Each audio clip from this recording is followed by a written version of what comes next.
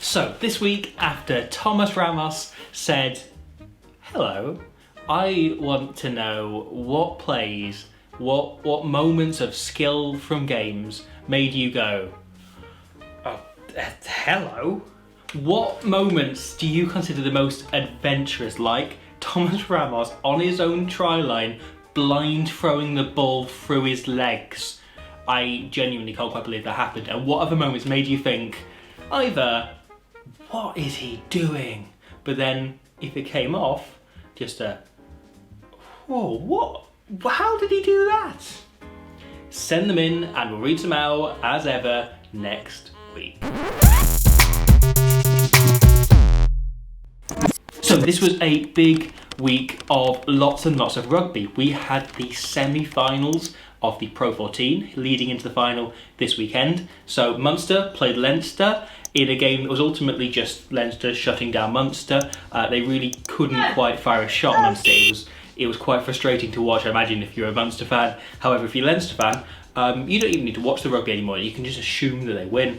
They'll have to wonder, because they should have a game on hand against Ulster, who pulled off. It was a fantastic game. Edinburgh ahead the whole way through, but never quite in control. You know, they were just about ahead. And then, right at the death, Ulster scored a try to level it. Ian Madigan kicks the conversion to bring the scores level. And then, a few minutes later, when the clock is red, he kicks a penalty from 40 odd metres to win the game. It's a fantastic game and set up what should be a hopefully either a really good final, or we'll get to see just possibly the best team in Europe be dominant, which is always quite, there's always a pleasure in seeing anyone be really, really good at anything. And speaking of people that are really, really good at things, this week we had the North-South game, a historic fixture that's finally back, the one upside of COVID. Which must not be named. So, again, this game came down to the last minute. It was back and forth. You kind of couldn't keep track of who was winning, of who was losing. Just as well there was a scoreboard, really. I'm glad they invented that specifically for this game.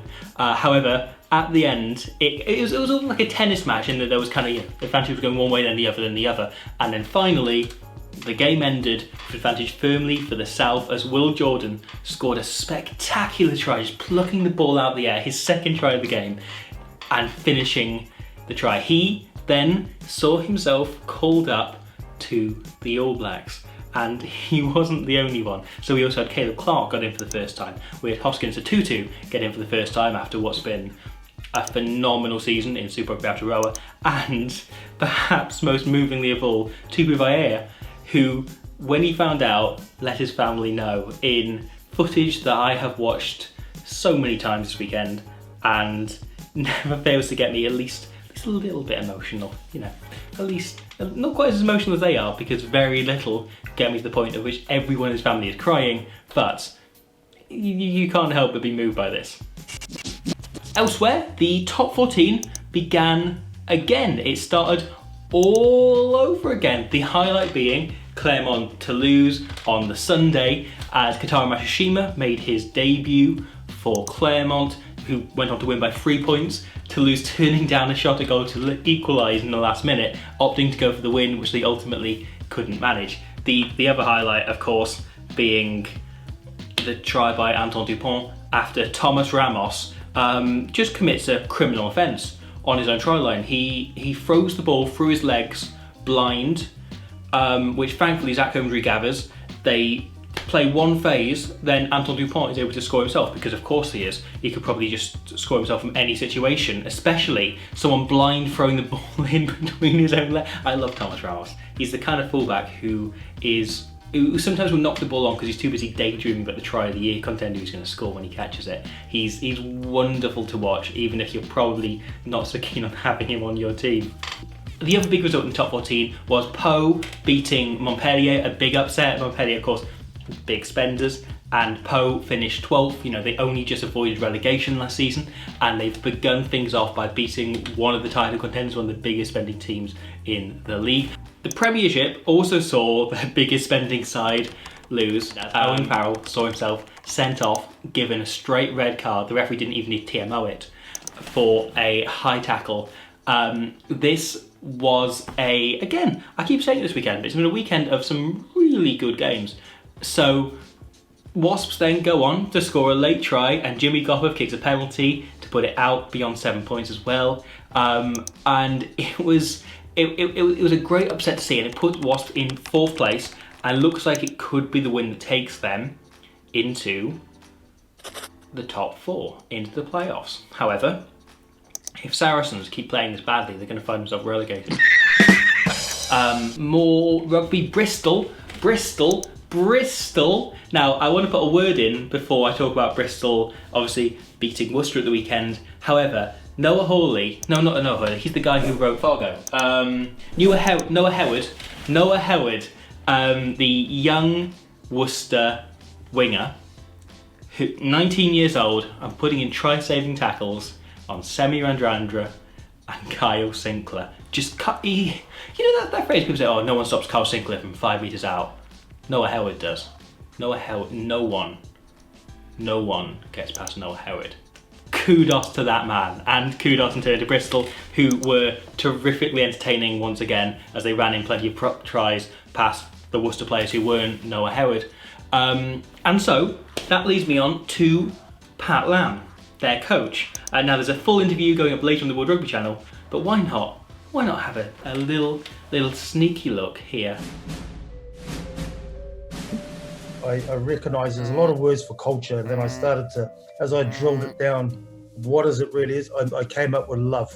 Love is the thing for me, because all you need is love. You know, the word love has been sort of messed around from all media, the whole lot, people, and confusion. But when you think about it, it is very simply sacrifice oneself for the benefit of others. Just back to Semi, does he do things on the training field that are as ridiculous as the stuff he does out in the middle when he's playing? I'm actually looking at getting highlight reels of his training. It is crazy. I mean, even things that you can take for granted, like you get just the timing of when to deliver the ball. So it doesn't look flash, but suddenly someone's breaking a hole. And when you go back and have a look, it's because Semi held the pass at the right time, or he altered his run slightly because he could see the picture, and then suddenly delivers the pass and someone's through a hole. Then you watch someone in exactly the same situation do the pass, but the timing's all completely wrong, and the defence smashes him. This week, World Rugby also established the first fan panel. So they want to find out everything you have to think about rugby. So if you want to head over to the World Rugby website, head over to all the social media, it's all been shared across it. You can share your thoughts and feelings on all elements of the game and how you see things going and would like things to go going forward. So last week we asked you who are the best rugby family. What's the best set of siblings, fathers, daughters, whatever works out best. Some obvious contenders. Michael says the Barretts. I imagine he's not the only person to say the Barretts. Duhamel says the Duplessis brothers. Again, were just absolute stalwarts for South Africa. Louis McKay says the Smiths are undoubtedly the greatest rugby family. There's thousands of them in every single position. I'll take that and I'll raise you the Joneses. That one family have propped up the Welsh team for the history of rugby. Drop Goal Rugby says Du Toit, the Clarks, the Whitelocks, the Vaa'i, the Tufurs, the Arnolds even, both of which play for Toulouse this weekend. Henry, on the Barretts, says they should make a version of the Super Mario Bros called the Super Barrett Bros.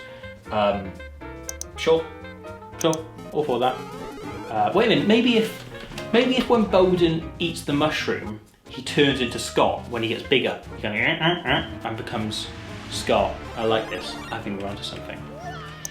Tom and Ben Youngs, and of course their dad plays for Leicester as well. Everyone says the Tuolangis, which you almost can't get beyond. You almost can't get beyond brothers who play international rugby. Plus, you know, there's more coming through. There's their sons are beginning to come through academies across England. Gavin and Adam Hastings, and of course Scott Hastings. The Hastings is perhaps the foremost rugby family in Scotland. That's a great shout.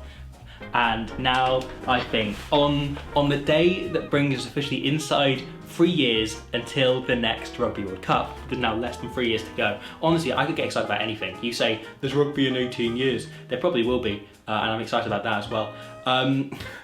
It's time to say thank you very much, and we'll see you next week for more of the feed. If you want to check out the Pat Lam interview, if you want to subscribe to the Rugby channel, if you want to follow them on whatever you're on, please feel free. I'll see you next week.